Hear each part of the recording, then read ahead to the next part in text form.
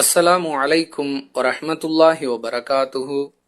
தினமும் ஒரு தெளிவு. முஸ்லிம்களை முஷ்ரீக்குகள் என்று சொல்லலாமா? இவ்வாறு சொல்வது சரியா என்று ஒரு கேள்வி கேட்கப்பட்டிருக்கிறது. அன்பிற்குரிய அல்லாஹுவின் நல்லடியார்களே, முஸ்லிம்கள் என்று தங்களை சொல்லிக் கொள்ளக்கூடியவர்கள் அல்லாஹுவை நம்புகிறார்கள், தொழுகையை நிறைவேற்றுகிறார்கள், நோன்பு நோற்கிறார்கள், முஸ்லிம்களுக்கான பண்டிகைகளை கொண்டாடுகிறார்கள். இவர்களுக்கு அரபி அல்லது உருது மொழியில்தான் பெயர்கள் வைக்கப்பட்டிருக்கின்றன. அரசாங்க பட்டியலிலும் இவர்கள் முஸ்லிம்களாகவே அடையாளம் காணப்படுகிறார்கள். அப்படி இருக்க இவர்களை முஷ்ரீக்குகள் என்றும் காஃபிர்கள் என்றும் சொல்லுவது சரியா என்பதே இந்த கேள்வியின் அடிப்படை.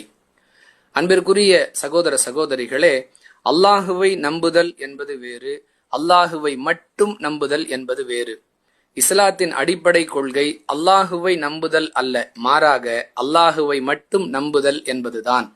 ஒருவர் அல்லாஹுவை மட்டுமே நம்பக்கூடியவராகவும் ரசூலுல்லாஹி ஸல்லல்லாஹு அலைஹி வஸல்லம் அவர்களை மட்டுமே பின்பற்றக்கூடியவராகவும் இருந்தால் இஸ்லாத்தின் பார்வையில் அவர் முஃமின், அவர் முஸ்லிம்.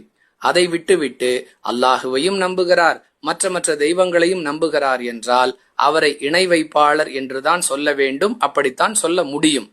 அந்த வகையில் அரசாங்க பார்வையில் முஸ்லிம்களாக, அரசாங்க